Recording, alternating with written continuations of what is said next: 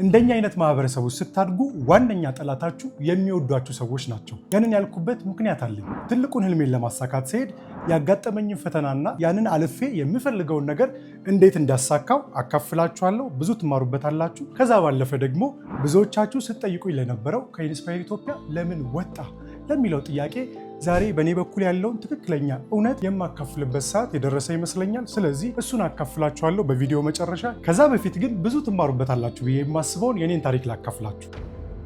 ያደግኩት መካከለኛ የኑሮ ደረጃ ያለው ቤተሰብ ውስጥ ነው እና ለቤተሰቦቼ ደግሞ የመጀመሪያ ልጅ እንደመሆኔ በበዛ ስስትና እንክብካቤን ያሳደጉኝ። ታዲያ ሌሎች ነገሮች እንዳሉ ሆነው በትምህርቴም ደግሞ የበለጠ ውጤታማ እንደሆን ጥሩ ትምህርት ቤት ነበር ያስተማሩኝ። እሱ ብቻ አይደለም፣ አባቴ ልጁን በመከታተል ተሸላሚ አባት እስኪባል ድረስ ነበር የሚከታተለኝ። እኔም አላሳፈርኳቸው። ትንሽ በባህሬ አመፀኛ ነገር ነበርኩ። ከዛ ባለፈ ግን የደረጃ ተማሪ ነበርኩ። ስለዚህ እኔም ተሸላሚ ነኝ፣ አባቴም ደግሞ ልጁን በመከታተል ተሸላሚ ነው።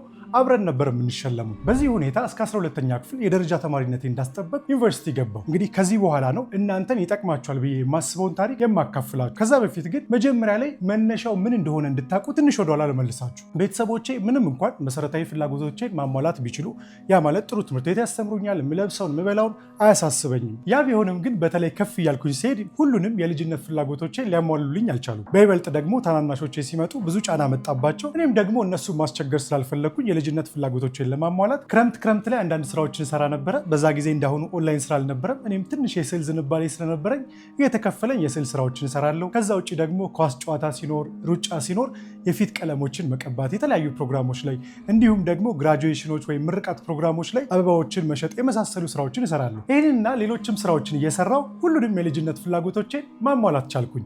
በዚህ ሁኔታ ዩኒቨርሲቲ ገባሁ። ዩኒቨርሲቲ ደግሞ የተሻለ አክሰስ ስላገኘው ከትምህርት ጎን ለጎን ኦንላይን ስራዎችን መስራት ጀመርኩኝ። አንዳንድ እቃዎችን ማሻሻጥ ቻልኩኝ። በዚህ ሰዓት ላይ የራሴን ፍላጎቶች ከማሟላት ባለፈ ለቤተሰቦቼም አልፎ አልፎ አንዳንድ ነገሮችን ማድረግ ቻልኩኝ። ጥሩ ነገር መስራት ቻልኩኝ። ትምህርቱንም አብሬ እያስኬድኩ ነበረ። ከ5 ዓመት በኋላ በሲቪል ኢንጂነሪንግ ከአዲስ አበባ ዩኒቨርሲቲ ወይም ከ5 ኪሎ በማዕረግ ተመርቄ ወጣው ማለት ነው። ተመርቄ ከወጣውን በኋላ በተማርኩበት ከመስራት ይልቅ መጀመሪያ ላይ ስሰራ የነበሩትን ስራዎች ብቀጥል ውጤታማ እንደመሆን ስላሰብኩኝ እነዛን ስራዎች መስራቴን ቀጠልኩኝ። በመሃል ብዙ ነገር አለፈ። ከ8 ከ9 ወር በኋላ ከአንድ ጓደኛዬ ጋር የምታዩት 3x4 የሆነች የኔ መኝታ ክፍል ውስጥ ኢንስፓየር ኢትዮጵያን መሰረትን ማለት ነው። እንግዲህ ኢንስፓየር ኢትዮጵያን ለማታውቁና ለመጀመሪያ ጊዜ ለምትሰሙ ሰዎች ኢንስፓየር ኢትዮጵያ የተለያዩ የፐርሰናል ዲቨሎፕመንት ሀሳቦችን ወይ ገንቢ ሀሳቦችን በሶሻል ሚዲያ ለሰዎች ለማድረስ ያቋቋምነው ድርጅት ነው። ከዚህ በኋላ ነው እንግዲህ መጀመሪያ ላይ ያልኳችሁ ጠላታችሁ የሚወዷችሁ ሰዎች ናቸው የሚለውን ሀሳብ የማነሳላችሁ ማለት ነው። ታዲያ ይህንን ስራ ስጀምር ወይም ኢንስፓየር ኢትዮጵያን ስንጀምር መጀመሪያ ላይ ተመርቄ በወጣሁበት ፊልድ እንድሰራ ቤተሰቦቼ ይፈልጉ ነበረ። ግን እኔ በምሰራቸው ስራዎች ውጤታማ ነበርኩኝ፣ ወይ የተሻለ ገንዘብ አገኝ ነበር፣ ወይ ገቢ ነበረኝ። ስለዚህ ያንን ስላዩ ውጤቱም ጥሩ ስለሆነ በቃ እንድሰራ ትተውኝ ነበረ። መጀመሪያ ብለውኛል። ያንን መስራቴን ግን ቀጠልኩኝ። ከዛ ግን ኢንስፓየር ኢትዮጵያ መጣ። ኢንስፓየር ኢትዮጵያን ስንጀምር ለየት ያለው ነገር ምንድን ነበረ? መጀመሪያ ላይ የተለያዩ ስራዎችን እሰራ ነበረ። ኢንስፓየር ኢትዮጵያንም ስንጀምር እነዛን ስራዎች እየሰራው ነበረ።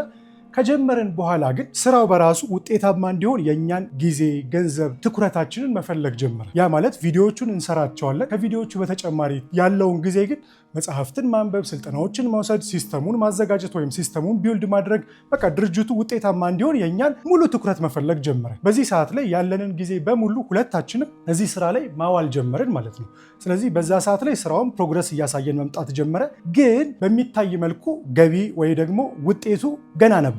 ስለዚህ በዛ ሰዓት ቤተሰቦቼ መጀመሪያ እንዳልኳችሁ በተማርኩበት እንድሰራ ይፈልጋሉ። አሁን ግን ጥሩ ገቢ ስላገኘው ለእነሱም አልፎ አልፎ የተወሰነ ነገር ስለማደርግ ደስተኛ ነበሩ። በዚህ ሰዓት ላይ ግን ሁሉን ነገር ማረገው ኢንስፓየር ኢትዮጵያ ላይ ነው። ኢንስፓየር ኢትዮጵያ ወይም የጀመርነው ፕሮጀክት እንደሚሳካ ሙሉ እምነት ነበረን። ነገር ግን ምንም እንኳን እንደዛ እምነት ይዘን ብንነሳም ውጤቱ ገና ነበረ። መጀመሪያ ደግሞ የተለያዩ ስራዎችን እሰራለሁ። ስለዚህ አሁን ለቤተሰቦቼ ትንሽ እረፍት መንሳት ጀመረ። ለምንድነው በተማርክበት ማሰራው? ለምንድነው ቤት ቁጭ የምትለው? የሚል ጥያቄ ማንሳት ጀመሩ። በይበልጥ ደግሞ በእናቴ በኩል ማለት ነው። አብዛኛውን ሰዓት ቤት ቁጭ ብዬ መዘጋጀት ስለሆነ ማለት ነው። ታዲያ ደግሞ ከዛ በፊት የምሰራቸው ስራዎች መንቀሳቀስ ይፈልጋሉ፣ ወይም ብዙ እንቅስቃሴዎች ነበሩት፣ ወይም ደግሞ ተፍ ተፍል ነበር። አሁን ደግሞ ያተፍ ቀርቶ ቤት ውስጥ ቁጭ ብዬ ሙሉ ትኩረት አድርጌ የምሰራው ኢንስፓየር ኢትዮጵያን ሆነ። የነበረኝን ገንዘብ፣ ጊዜን፣ ጉልበቴን እያንዳንዱን ነገር ነገር ኢንስፓየር ኢትዮጵያ ላይ ነው የማወጣው። ውጤቱ ደግሞ ገና ነው። ስለዚህ ለእናቴ በተለይ በጣም እየረበሸት መምጣት ጀመረ እና ደግሞ ስራችን ደግሞ በብዙዎች ዘንድ መዳረስ ጀመረ። ቤተሰቦቻችን ማየት ጀመሩ፣ የሁለታችንም ማለት ነው። ታዲያ የኔ ቤተሰቦች እነዛ ቪዲዮዎች ሲያዩዋቸው ምን አይነት አስተያየት ሰጧታል? ልጅሽ የሚሰራው ስራ በጣም ቆንጆ ነገር ነው፣ አሪፍ ነገር ነው፣ በቃ ለብዙ ሰው ያስፈልጋል። ግን አሁን ይሄ ስራ ኢትዮጵያ ውስጥ ያበላል? እንዴት ነው የሚሰሩት? ወይ በትርፍ ጊዜያቸው ቢሰሩት መልካም ነው፣ ሙሉ ጊዜያቸውን ይሄን ነው የሚሰሩት? አረ ይሄ ልጅ የሆነ ነገር ሆኖ እንዳይሆን ይሏታል። እሷም ደግሞ ትመጣና ምን ሆኖ ይሆን? ለምንድን ነው መንቀሳቀስ ያቆምከው? ሌሎች ወጣቶች ጓደኞች ይሰሩ አይደለ? ለምንድን ነው ወጥተህ የማሰራው? አይ እኔ እኮ ይሄ ስራ ውጤታማ እንደሚሆን ስለማምንበት ነው። ግድ የለሽም፣ ትንሽ ጊዜ ትኩረት አድርጌ መስራት ስላለብኝ ነው። ውጤታማ የሚሆነው በዛ ስለሆነ ነው። እኔ ደግሞ ያለኝን ነገር አውቃለሁ፣ የጎደለኝን ነገር አውቃለሁ፣ አታስቢ ይላታለሁ። እሷ ግን አስተያየቶችን ትሰማለች። የሆነ ሰዓት ደግሞ በተለይ ምን መባል ጀመረ? እስቲ ጸበሉ ሰጂው፣ ምናልባት ይሄ ልጅ ያስነኩት ነገር ካለ በዛ ይወጣለታል፣ እንደምንም ማሳምነች ጸበሉ ሰጂው ይሏታል። ምክንያቱም ቁጭ ብያለሁ፣ ድሮ እንቀሳቀሳለሁ፣ አሁን ችግር ውስጥ የሆንኩ መሰላት፣ ወይም ደግሞ እንዳልንቀሳቀስ የሆነ ኃይል ያደረገ መሰላት እና በጣም አስረዷት። ግን በቃ ልትሰማኝ አልቻለችም ወይ ልትቀበለኝ አልቻለችም። እሺ ምንድነው ውጤቱ? እሺ ምን አገኘ ትለኛለች። ለረዥም ሰዓት ያለኝን ነገር ሁሉ ለዛ ስራ ነበር የምሰጠው። ቤተሰቦቼ ጋር ማደርጋቸው የተለያዩ ነገሮች ነበሩ። አሁን ቀንሰው ሙሉ ነገሩ የሚወጣው ኢንስፓየር ኢትዮጵያ ላይ ይሆናል። ይሄ ነገር በጣም እየረበሻቸው መምጣት ጀመረ። ታዲያ በዚህ ሁኔታ ውስጥ በሆንም እንኳን የተለያዩ የማነባቸው ባዮግራፊዎች፣ መወስዳቸው ስልጠናዎች የሚያሳዩኝ እንደዚህ አይነት ነገሮች ሊመጡ ይችላሉ። ምክንያቱም አዲስ ነገር ነውና የምትሰራው። ስለዚህ ታግሰህ ውጤቱን አምጥተህ ማሳየት ብቻ ነው የምችለው፣ ጥረት ላይ ማንም ላያምንብህ ይችላል የሚሉ ነገሮችን ስለምሰማ እኔም ያንን ነገር ተቀብዬ ስራዬን እቀጥል ነበረ። ነገሩን ግን ሲያብሰው የበለጠ ከባድ ነገር ተከሰተ። በጣም በሚያሳዝን ሁኔታ የቅርብ ዘመዳችን የሆነ የኔ እኩያ ዩኒቨርሲቲ ከተመረቀ ከ2 ዓመት በኋላ በጣም በሚያሳዝን ሁኔታ ለቤተሰባችን በጣም ሾኪንግ የሆነ ነገር ተፈጠረ። ያ ምንድነው? ራሱን አጠፋ። ያ በጣም ከባድ ነገር ነበረ። እኩያዬ ነው። ዩኒቨርሲቲ ከተመረቀ ከ2 ዓመት በኋላ ነው። ስለዚህ ምንድነው ይሄ የሆነበት ምክንያት? ምንድነው እንደዚህ የሆነበት ምክንያት ተብሎ ደግሞ ሲታሰብ ያ የሆነበት ምክንያት ተብሎ የታሰበው አንደኛው ነገር ስራ ማጣት፣ ሌላኛው ነገር ደግሞ የተለያዩ መጽሐፍቶችን ያነብ ነበረ። ከብዙ ሰው ጋር አይግባባም፣ ወጣ ያለ ሀሳብ አለው፣ ለዛ ነው የሚል ሀሳብ መጣ ቤተሰቦቻችን መሃል ማለት ነው። ይሄን ደግሞ እናቴ ስትሰማው የተረጎመችበት ትርጉም ልጇም ተመሳሳይ ሁኔታ ላይ እንዳለ ነው። እንግዲህ እሰራ የነበራቸውን ስራዎች አቁሜያለሁ፣ ውጤታማ ሆኜ ገንዘብ አግኝቼ ለነሱ የምተርፈው ነገር አሁን ቀንሼ እዚህ ስራ ላይ ነው ያዋልኩ ያለሁት። እሱ ብቻ አይደለም፣ ይሄ ስራ ደግሞ ውጤት እያመጣ አይደለም። ሌላ ደግሞ የማደርገው ነገር ቁጭ ብዬ መጽሐፍ ታነባለሁ፣ ስልጠና ወስዳለሁ፣ ለሰዎችም ስልጠናዎችን እሰጣለሁ። ትሰማለች፣ ታያለች። እና እነዚህን ነገሮች የሚቀበሉ ሰዎችስ ምን አይነት ሰዎች ናቸው? በቃ ልታምንበት አልቻለችም። አሁን ይሄ ነገር ይሰራል፣ እንዴት ይሄ ነገር ይቻላል የሚሉ ሀሳቦችን ታነሳልኛለች። እኔ ደግሞ ስራዬን እቀጥላለሁ። እነዚህን ነገሮች ግን ስትሰማ፣ በተለይ ይሄኛው ነገር ሲከሰት በቤተሰባችን ላይ በጣም ከባድ ነበር እና ያኔ በቃ ማልቀስ ጀመረች። ባየችኝ ሰዓት ሁሉ ተንበርክካ ትለምነኛለች። ለምን ይሄን ስራ አታቆመው? ይሄ ስራ እኮ ልክ አይደለም። ሌላ ስራ መስራት እየቻለ ያንተ ኩያ ስንት ነገር እያተረፈ ስንት ነገር እያገኘ አንተ ቁጭ ብለህ ቤት ውስጥ ታስረክ። ደግሞ አብዛኛው ሰዓት ቁጭ ብዬ ነው የምታገኝና ቁጭ ብለህ ተኮራምተህ አሳዘንከኝ ልጄ። እሱ ብቻ ደግሞ አይደለም፣ ለቤተሰቦቻችን ወይ ለአብዛኞቻችን መስማማት ማለት የሰውነት ውፍረት ነው አይደለም። ያኔ ደግሞ እኔ ወፍራም ነበርኩኝ። ኦልሞስት 95 ኪሎ አካባቢ ነበርኩኝ እና አብዛኛው ደግሞ ቦርጭ ነበረ። ስለዚህ መቀነስ ነበረብኝ። ወደ 15 ኪሎ ቀንሻለሁ። ኢንስፓየር ኢትዮጵያን እየሰራን ስፖርት የምሰራ ነበር። እኔ መቀነስ ብቻ ሳይሆን የስፖርት ቻሌንጆችንም እያዘጋጀው ሰዎች እንዲሳተፉ እያረኩኝ ሽልማቶች፣ የተለያዩ ነገሮችን እናዘጋጅ ነበር እና በዛ ፕሮሰስ ውስጥ እኔም ሰውነቴ በጣም ተስተካክሎ ነበር። ያ ማለት ለእኔ ነው የተስተካከለው። ለእናቴ ወፍራም የነበረ የሆነ እንቡጥ የነበረ ልጇ እየከሳ መጣ ነው ለእሷ ትርጉሙ። ያ ደግሞ ቁጭ ብዬ ነው የምሰራው። ስለዚህ የሆነ ነገር አስነክተው ነው። ለምን አትሰማኝ? በቃ በየቀኑ በዘመድ ታስለምነኛለች፣ ትነግረኛለች። ግድ የለሽም እናቴ ይሄ ነገር ይሳካል። ልትቀበለኝ አልቻለችም። ደጋግሜ እነግራታለሁ፣ ልትቀበለኝ አልቻለችም። እባክሽ ስሚ። ከዛ ደግሞ በእኔ ምክንያት ከአባቴ ጋርም መጣላት ጀመሩ። አስቁሞ ይሄ ልጅ ምን እስኪሆን ነው የምትጠብቀው ትለዋለች። አባቴ ደግሞ መጀመሪያ ላይ ማወቅ የፈለገው ነገር ፖለቲካ አለመሆኑን ነው። ምክንያቱም ፖለቲካ በጣም ብዙ ዋጋ አስከፍሎታል። በተለይ ወጣትነቱን ብዙ ዋጋ አስከፍሎታል። ስለዚህ እኔም ፖለቲካ ውስጥ እንዳልገባ ይፈልጋል፣ ወይ ፖለቲካ የሚል ሀሳብ እንዳላመጣ ይፈልጋል እና ያለመሆኑን እርግጠኛ መሆን ፈለገ። ያንን እርግጠኛ ሆነ። ይሄ ስራ እንደዛ አይደለም፣ ይሄ ሰዎችን መቀየር ነው፣ ከፖለቲካ ጋር አይገናኝም የሚለውን ነገር አነሳውለት። በቃ ተስማምተናል። እሱ ውስጥ አይ ቲንክ በቃ ወጣትነቱን እየኖረ ይመስለኛል። በቃ በጣም የሆነ ሰዓት ላይ በቃ ይሁን ይሞክር ልሞክር አይነት ነገር ተቀብሏል። እሷ ግን በጣም እየረበሻት መምጣት ጀመረ። ያ ደግሞ ሲከሰት በቃ ልጄ ማቆም አለበት በቃ ግዴታ በቃ ጦርነት መከፈት ጀመረ። እኔም በመሃል ልክ ብትሆንስ ደግሞ አንደኛ እየሰራን ነው ያለኝን ነገር እያወጣው ነው፣ ግን ውጤታማ ባይሆንስ እንዳሰብነው ውጤቱ ባይመጣስ ሰው ባይቀበለውስ? የሆነ ያህል መቀበል አለው። በአጭር ጊዜ ውስጥ ብዙ ለውጦችን መጥተዋል በኢንስፓየር ኢትዮጵያ ውስጥ ግን ገና ነው ይሄ የምናገኘው ለእኛ የሚሰጠን ነገር በጣም ገና ነው። ገና ለሰዎች መስጠት ነበረ ያ ጊዜ ላይ ማለት ነው። እሱ ብቻ ሳይሆን ደግሞ እናቴ እንዳልኳቸው ይሄ ነገር ከተከሰተ በኋላ የኛ ቤት ምንድነው ዋናው ቤት አለ። ከዋናው ቤት ውጪ ነበረ የኔ ክፍል፣ እዛ ስራ የምንሰራበት አሁን ያልኳቸው ኢንስፓየር ኢትዮጵያም ሲመሰረት ያቺ መኝታ ክፍል ውስጥ ነበረች፣ የኔ መኝታ ክፍል ውስጥ እና አልጋ ላይ ነበረ የምቀርጸው ከላይ ፎቶ ላይ እንዳያችሁት እና ከጀርባ ግሪን ስክሪን አድርገን እዛ ነበረ የምተኛውም እዛ ነው። ስለዚህ ምን ተደረገ መሀል ላይ በቃ እናቴ በጣም እየፈራች ስትመጣ መኝታ ቤቴ ያለበት መጋረጃ አለ፣ ያው መስታወት አለ፣ መጋረጃ አለው። ያ መጋረጃ እንዲነሳ አደረገች። በቃ አንሳልኝ መጋረጃ መነሳት አለበት ብላ አስነሳችው። ለምንድን ነው ያስነሳችው? ድንገት ሌሊት የሆነ ነገር ቢሆንብኝስ? ይሄን ያልተሳሳለች በቃ ከፍቅር የተነሳ ነው። ግን በቃ ልትረዳኝ አልቻለችም። በቃ ነግራታለሁ፣ ልትረዳኝ አልቻለችም። አሁን መስኮት ላይ ትመጣና ሌሊት 8 ሰዓት 9 ሰዓት በብርድ ትመጣና ቢጃማ ለብሳ ታይኛለች። ከዛ ድንገት እኔ ደግሞ እየሰራው ከሆነ ወይ ቁጭ ብዬ የሆኑ መጽሐፎችን እያነበብኩ ወይ ስልጠና እየወሰድኩ ኦር ደግሞ ኦንላይን ስልጠናዎችን ስንሰራ ማታ ነበረ ስልጠና እየሰጠው ካየች ታይና በቃ እየመጣች ታለቅሳለች፣ ታዝናለች። እና በዚህ ሰዓት እኔ ግራ መጋባት ጀመርኩኝ። እንዴ ይሄ ነገር ልክ አይደል እንደ እየሰራው ያለሁት ውጤታማ ነው፣ የምናገኘውን ፊድባክ ጥሩ እየሆነ መጥቷል። ደግሞ ከምንም በላይ እኔ እየተለወጥኩኝ ያለሁት መጀመሪያ ያለኝን አንዳንድ ጊዜ ማንም ሰው የኛን ቤተሰብ ለምሳሌ እኔ በጣም ሰቃይ ተማሪ ወይም የደረጃ ተማሪ ነኝ። በትምህርቴ የተመሰገነ አካባቢ ላይ ሰፈር ውስጥ የትም ቦታ ላይ በቃ የተመሰገነ አይነት ልጅ ነኝ። ግን ደግሞ ኢንስፓየር ኢትዮጵያ ውስጥ ድረስ ገብቶ ትክክለኛ ማንነቴን ለውጥ ስፈልግ ምን አይነት ነገሮች እንደሚይዙ ምን አይነት ነገሮች እንዳሉኝ ጠንካራ ጎኔን፣ ደካማ ጎኔን እያንዳንዱን ነገር እያሳየኝ ነው። ስለዚህ በሌላ በኩል ስራ መስራቱን ብቻ ሳይሆን የማየው እኔ ራሴም እየተሰራሁበት ነው። ስራው እኔን እየሰራኝ ነው፣ እኔን እየለወጠኝ ነው። ለእናቴ ለውጥ ማለት ለቤተሰቦቼ ለውጥ ማለት የሚታይ ነገር ገንዘብ ነው። ያ ነገር እንደሚመጣ አውቀዋለሁ፣ ግን በቃ ይታየኛል። ይሄ አውቀዋለሁ ማለት በደንብ ነው የሚታየኝ። በተለይ የሆነ ሰዓት ላይ እየታየኝ መምጣት ጀመረ። ከዛ ግን በቃ እየረበሻቸው መምጣት ጀመረ። በቃ ይሄ ምንድነው መጋረጃ መነሳት ጀመረ። በየቀኑ ትለምነኛለች፣ እግሬ ላይ ትወድቃለች። በቃ አልቻልኩም፣ መወላወል ጀመርኩኝ። አሁን ትንሽ ፐርፎርማንሴ መቀነስ ጀመረ። የምሰራቸው ስራዎች ላይ ጥርጣሬ ደግሞ መግባት ጀመረ። በየቀኑ ነው ያ ነገር የሚመጣው፣ አንዴ ሁለቴ አይደለም። በየቀኑ ባየችኝ ቁጥር ትላለች፣ ባየችኝ ቁጥር ልጄ በቃ ከንቱ ሆነ፣ ልጄ ወደኋላ ቀረ። ጓደኞቹ ስንት ነገር ያደርጋሉ፣ እሱ ግን በቃ እዚህ ጋር ነው ያለው። በተለይ ደግሞ ጓደኞቼ አሪፍ ስራ ይሰራሉ፣ ገንዘብ ይሰራሉ እና ያንን ነገር ታውቃለች፣ እኔም እነግራታለሁ። በዛ ምክንያት ነው መጀመሪያ ላይ ጥሩ ነገር የምሰራው። አሁን በቃ ቁጭ ብዬ ይሄንን ነገር ነው የምሰራው። ስለዚህ ይሄ ነገር መምጣት ሲጀምር እኔም ፐርፎርማንሴ ትንሽ የቀነሰ መምጣት ጀመረ። ያኔ ዶክተር ጓለ ገብረ ዮሐንስ የከፍተኛ ትምህርት ዘይቤ በሚል መጽሐፋቸው ላይ የሚያነሱት አንድ ቆንጆ ሀሳብ አለ። ይሄም ምንድን ነው? ጎልማሳ ጦርም ሆነ ሽመል አርቆ ይወረውራል፣ ነገር ግን ዓላማውን ሳይመታ ቢቀር በክንዱ መድከም ብቻ ሳይሆን ከዓላማውም ወላዋይነት ሊሆን ይችላል ይላሉ። ይሄ ደግሞ የኔ እውነት ነው። ዓላማዬን ላሳካ ተነስቻለሁ፣ ግን እየወላወልክ ስለሆነ ዓላማዬን ላልመታ ሆነ። ያኔ የግዴታ መወሰን ነበረብኝ። ከዛ በኋላ እጅግ በጣም ብዙ ትላልቅ ውሳኔዎችን ወስኛለሁ። ከኢንስፓየር ኢትዮጵያ ከመውጣት ጀምሮ የወሰንኳቸው ውሳኔዎች ከባድ ነበሩ። እሱ ምን አይነት ውሳኔ እንደነበር መጨረሻ ላይ አነሳላችኋለሁ። ከዛ ባለፈ ሌሎችም የተለያዩ ውሳኔዎችን ወስኛለሁ። ይችኛዋ ውሳኔ ግን ለሁሉ ነገር መሰረቴ ናት። አሁንም ቢሆን የተለያዩ ነገሮች ቻሌንጅ ሲያደርጉኝ ያቺን ውሳኔ አስብና ያኔ ያንን አድርጋል፣ አሁንም ያንን አድርግ እለዋለሁ። ያቺ ውሳኔ ምን ነበረች?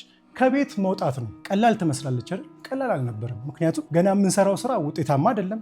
የእኛን ነገር የሚፈልግበት ሰዓት ነው። እንኳን ከዛ ልንወስድና የምንፈልገውን ኑሮ ልንኖር ገና ነገሮች የተስተካከሉ ነው፣ ወይም ተስተካክሏል፣ ግን ሞር ብናደርግበት ጥሩ ነበረ። ያ ቢሆንም ግን የግዴታ ከቤት መውጣት ነበረብኝ። ከቤት መውጣት ገንዘቡ ወይ ደግሞ የማገኘው ነገር ብቻ አልነበረም፣ ምቾትም ነበረኝ። የፈለገ እናቴ ብትናገረኝም የምፈልገው ነገር ይቀርብልኛል። ያው ደግሞ እንክብካቤ ማለ ቤት ውስጥ። ስለዚህ ራሴን ነገር እያንዳንዱን ነገር ራሴ ሳደርግ አይደለም። አብዛኛው ትኩረቴ ልጅ እያለውም ጀምሮ ስራ ትምህርት ስለነበረ የቤቱ ስራ ላይ ያን ያህል ጎበዝ አይደለሁም። ስለዚህ በቃ ከቤት ስወጣ ብዙ ነገር ነበር የሚጠብቀኝ። ገና ስራው አለ። እኔም በሆን ደግሞ ከልጅነቴ ያላደበርኳቸው የተለያዩ ነገሮች ነበሩ። ስለዚህ ብዙ ኃላፊነት ነበረው። ከቤት መውጣት ማለት ብዙ ነገሮችን ሃንድል ማድረግ ነው። ግን ደግሞ ግዴታ ከቤት መውጣት ነበረብኝ።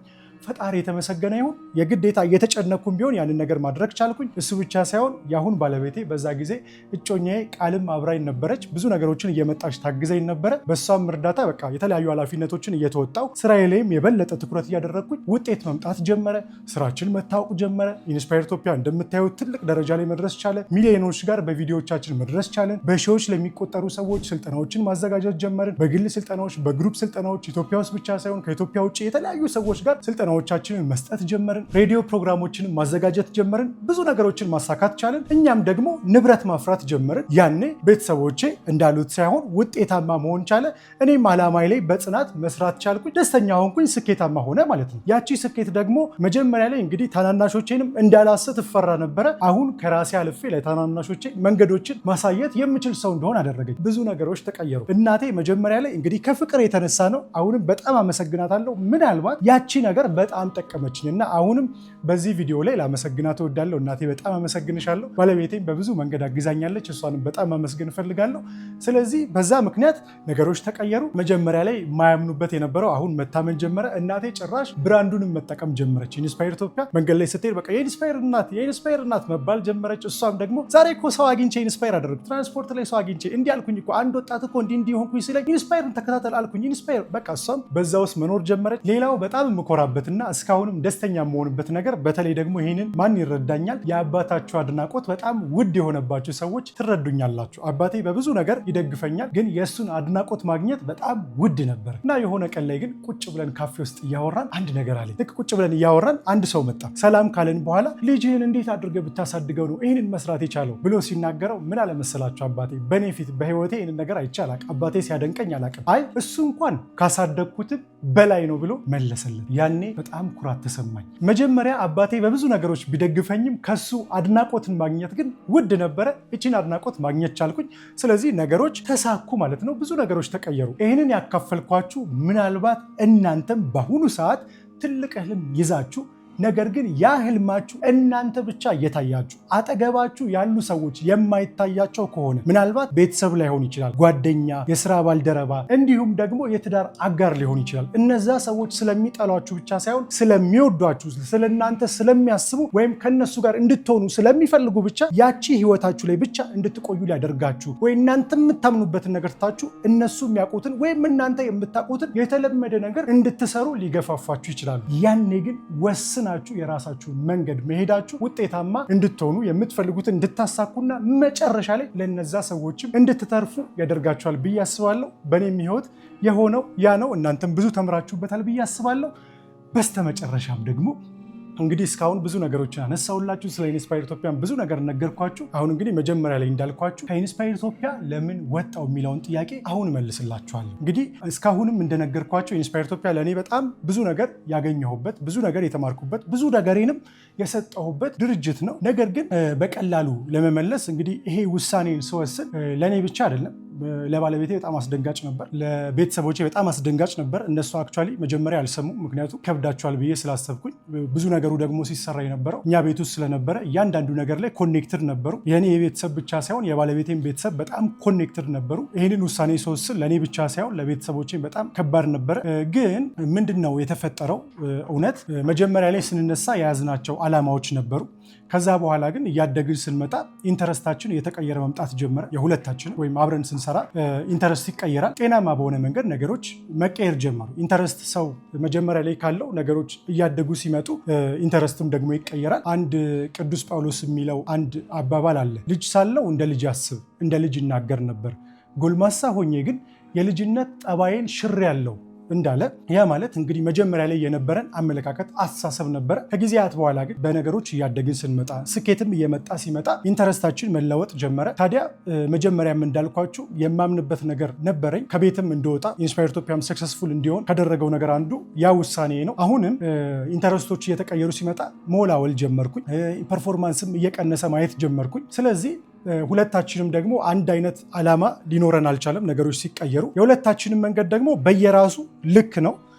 ግን የሁለታችንን መንገድ ግን ለየራሳችን ካልሆነ በስተቀር አንድ ላይ ሊሄድ አልቻለም። ስለዚህ የሆነ ውሳኔ መወሰን አለበት። አንዳችን ከዚህ ድርጅት ወጥተን የራሳችን ነገር መስራት አለብን፣ ኦር የሆነ ነገር መፈጠር አለበት። ስለዚህ እኔ አንድ ውሳኔ ወሰን ከዚህ በፊት ያንን ውሳኔ ወስኛለሁ። ስለዚህ አሁንም ማድረግ እችላለሁ ብዬ ስላመንኩኝ የራሴን መንገድ ለመሄድ ከኢንስፓየር ኢትዮጵያ ሙሉ ነገር ትቼ መውጣት እንዳለብኝ ወሰንኩኝ። ስለዚህ ኢንስፓየር ኢትዮጵያን ትቼ ወይም ከኢንስፓየር ኢትዮጵያ ለቅቄ የራሴን መንገድ ለመጓዝ ወይ የራሴን ነገር ለማድረግ ወጣውና አሁን እንደምታዩት እንግዲህ በራሴ መንገድ መጥቻለሁ። እስካሁን ድረስ ዳኒ የት ጠፍተህ ነው ለምን አትመለስም የሚሉ ጥያቄዎችን ስትጠይቁኝ ነበረ። እጅግ በጣም አመሰግናለሁ። እጅግ በጣም አከብራችኋለሁ። ፈጣሪ ያክብርልኝ። ከዚህ በኋላም እናንተን ይጠቅማችኋል፣ ህይወታችሁን ይቀይራሉ ብዬ የማስባቸውን ሀሳቦች በዚህ የዩቲዩብ ቻናል አካፍላችኋለሁ። ስለዚህ ቪዲዮውን ላይክ ማድረግ፣ ቻናሉን ደግሞ ሰብስክራይብ አድርጋችሁ የደውል ምልክቷን መጫን አስታውሱ። እዚህ ድረስ ስለተከታተላችሁኝ እጅግ አድርጌ አመሰግናለሁ። እወዳችኋለሁ። ሰላም ሁኑልኝ።